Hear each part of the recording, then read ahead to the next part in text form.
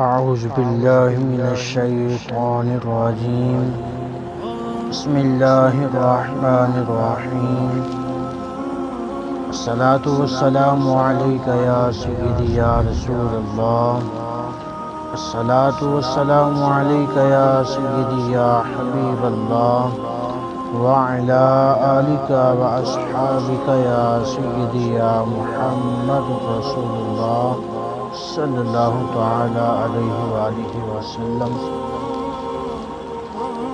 میرے عزیزم محترم تمام دوست احباب سننے والے سب کو بندہ ناچیز کی طرف سے السلام علیکم ورحمۃ اللہ وبرکاتہ۔ دوستان محترم، آج کا موضوع صحابہ کرام یا تابعین کرام یا جن کو حضور علیہ الصلوۃ والسلام نے اخوت کا، بھائی چارے کا بیان دیا، جن کو تلقین فرمائی، ان کے متعلق ایک واقعہ آج آپ کی نظر کرنا چاہتا ہوں۔ حضور علیہ الصلوۃ والسلام کے غلاموں میں سے ایک نام حضرت سعید بن عامر کا بھی آتا ہے۔ کون سعید بن عامر ہے؟ حضرت سیدنا عمر فاروق رضی اللہ تعالی عنہ، آپ نے حضرت سعید بن عامر کو ایک صوبے کا گورنر بنایا، اور اس وقت کے گورنر یا جن کو گورنر منتخب کرنے والے وہ عمر فاروق ہو، جس کے بارے میرے اور آپ کے پیارے آقا، مکی مدنی آقا حضور علیہ الصلوۃ والسلام جس کے بارے میں فرما دے کہ میرے بعد کوئی نبی ہوتا تو وہ عمر ہوتا، اور عمر رضی اللہ تعالی عنہ، حضرت عمر جن کو گورنر منتخب فرما دیں تو آپ خود ہی اندازہ لگائیں کہ پھر وہ کیسے گورنر ہوں گے۔ عزیزہ محترم، آپ نے گورنری عطا فرمائی، اور آپ کا یہ معمول تھا کہ آپ جس کسی کو کوئی بھی عہدہ دیتے، کوئی بھی پوسٹ دیتے، تو آپ جا کے اس کا احوال اس علاقے کے لوگوں سے جا کے پتہ کرواتے۔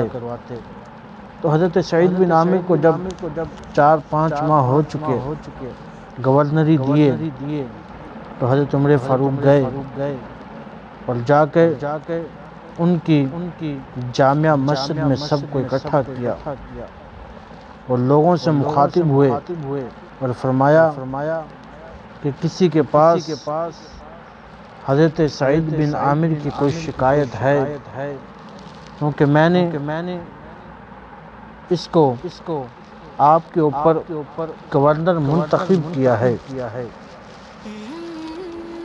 تو دوستان محترم، لوگوں نے کہا کہ 4 شکایتیں ہیں ہمارے پاس۔ تو حضرت عمر فاروق نے فرمایا، سعید بتاؤ، تمہارے خلاف 4 شکایتیں آئی ہیں۔ تو حضرت عمر فاروق نے فرمایا، لوگوں بتاؤ 4 شکایتیں کیا ہیں؟ تو لوگوں نے کہا کہ جب نئی گورنری تھی تو یہ ہمیں فجر کے وقت ملا کرتے تھے، لیکن اب ہمیں یہ اشراق اور چاشت کی نماز میں ملتے ہیں۔ ان سے پوچھئے کہ یہ فجر کی نماز کے بعد کیوں نہیں ملتے۔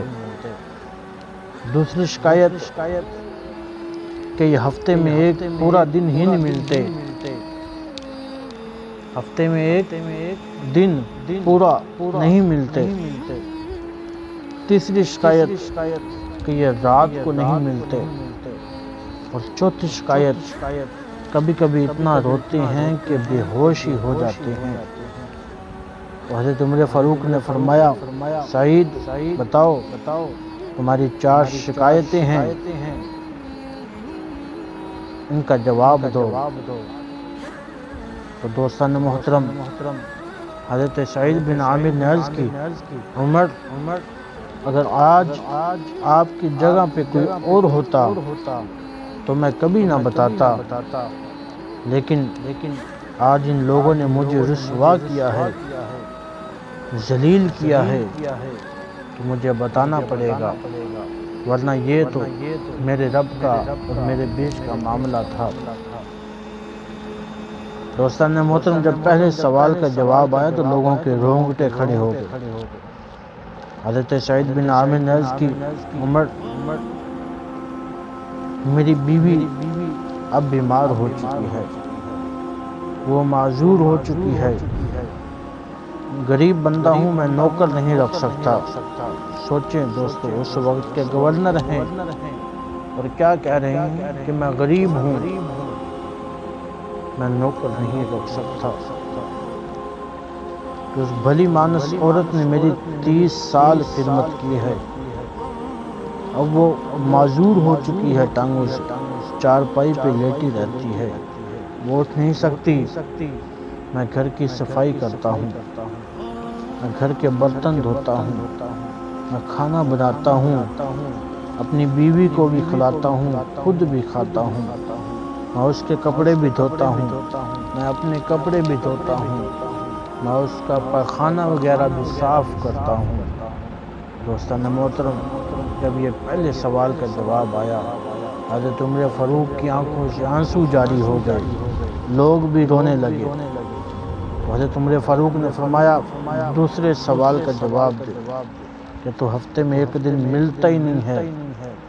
تو حضرت سعید بن عامر نے کہا کہ حضرت میں نے پہلے کہہ دیا کہ میں غریب بندہ ہوں، میرے پاس ایک ہی سوٹ ہے، اس کو میں اس دن دھوتا ہوں، دھو کے سوکھنے کے لیے ٹانگ دیتا ہوں اور میں سارا دن اپنی بیوی کے کپڑے پہن کے بیٹھا رہتا ہوں۔ اللہ اکبر۔ تو اسی لیے مجھے آنے میں دیر ہو جاتی ہے، کپڑے سوکھنے میں دیر ہوتی ہے، وہ ایک دن ان کو میں اس لیے نہیں مل پاتا۔ تیسرا سوال کہ تو رات کو نہیں ملتا۔ تو حضرت سعید بن عامر نے عرض کی عمر ادھر دیکھ، آپ نے ساری داڑھی کو پکڑا اپنی اور ایسے اکٹھی کی اور فرمایا عمر دیکھنا اب اس کے اندر کوئی سیاہ بال رہ گیا، کوئی کالا بال اس کے اندر ہے، ساری داڑھی سفید ہو چکی ہے، سمجھو کہ پھل پک چکا ہے اور اب کسی وقت بھی اجل کا پیغام آ سکتا ہے، وہاں بھی تو جانا ہے، وہاں کی بھی تو تیاری کرنی ہے، ان کو تو میں اپنا وقت دے دیتا ہوں، لیکن وہ اللہ کو بھی وقت دینا ہے، وہاں جانا ہے، عمر وہاں کی تیاری کرنی ہے۔ کیونکہ حضرت عمر فاروق رضی اللہ تعالی عنہ آپ نے ایک بندہ اسپیشل اسی کام کے لیے رکھا ہوا تھا، آپ اس کو ماہانہ معاوضہ دیتے تھے، تو اس نے کام کیا کرنا تھا، اس نے کرنا یہ تھا کہ دروازے پہ آنا حضرت عمر فاروق کے اور آ کے اس نے صرف دروازہ کھٹکھٹانا اور اونچی آواز سے کہنا کہ موت کو یاد کرو۔ اور ایک دن حضرت عمر فاروق نے اس کو روک دیا، کہا اب تو نے نہیں آنا۔ اس نے عرض کی حضرت کیا میری خدمت کے اندر کوئی کوتاہی ہو چکی ہے؟ آپ نے فرمایا تو نے خدمت ٹھیک کی ہے۔ آپ نے اپنی داڑھی میں سے ایک سفید بال کو الگ کیا اور فرمایا کہ اب یہ بال ہی مجھے نہیں سونے دیتا، یہاں ہمارے بزرگوں کی تو پوری داڑھی سفید ہو چکی ہے، لیکن موت کا نام تک نہیں لیتے، قبر کو یاد تک نہیں کرتے، تو بات کہیں اور نکلی جا رہی ہے۔ حضرت سعید بن عامر کا چوتھا سوال آ گیا، فرمایا کہ تو کبھی کبھی روتا ہے تو بے ہوش ہی ہو جاتا ہے، یہ کیا ماجرا ہے؟ تو حضرت سعید بن عامر نے عرض کی عمر میں نے 40 سال کی عمر میں کلمہ پڑھا ہے، اور جب مجھے 40 سال کے گناہ یاد آتے ہیں تو مجھ سے رہا نہیں جاتا، میں رو پڑتا ہوں اور اللہ رب العزت کی بارگاہ میں توبہ کرتا ہوں، معافیاں مانگتا ہوں، سابقہ گناہوں سے توبہ کرتا ہوں۔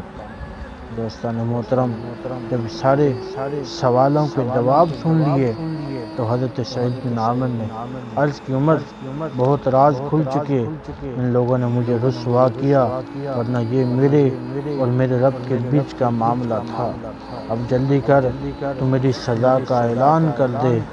لوگ رو رہے ہیں، حضرت عمر فاروق رو رہے ہیں، تو حضرت عمر فاروق نے ہاتھ اٹھائے، اے رب العالمین تو مجھے حضرت سعید بن عامر جیسے اور حکمران عطا فرما دے اور گورنر عطا فرما دے، سعید بن عامر جیسے۔ دوستان محترم، وہ اس وقت کے گورنر تھے اور ساتھ ساتھ امام مسجد بھی ہوا کرتے تھے، خطیب مسجد بھی ہوا کرتے تھے، اور یہ دنیا اس دنیا کے پیچھے نہیں لگے۔ انہوں نے یہ دنیا ہمیں کیا دے گی بھائی، اس دنیا نے حضرت حسین رضی اللہ تعالیٰ عنہ کو پانی تک نہ دیا۔ ایک ظاہری سی بات ہے، لیکن ویسے تو پانی خود ترستا تھا لب حسین کو لگنے کو، لب اصغر کو لگنے کو، لب اکبر کو لگنے کو، لیکن جو ظاہری بات اس کی بات ہو رہی ہے کہ وہ بھی تو مسلمان تھے جنہوں نے کوفے بلایا، اور وہ بھی مسلمان تھے جو حضور علیہ السلام کے پیچھے نماز بھی پڑھتے تھے، لیکن آپ کی بدگمانیاں اور غیبت چغلی بھی کیا کرتے تھے۔ تو آج کا مسلمان تو بہت دور نکل چکا ہے۔ اللہ رب العزت کی بارگاہ میں دعا ہے، اللہ پاک ہمیں عمل کرنے کی توفیق عطا فرمائے، اللہ پاک ہمیں حضور علیہ السلام کے نقش قدم پہ چلنے کی توفیق عطا فرمائے، آمین ثم آمین، وما علینا الا البلاغ المبین۔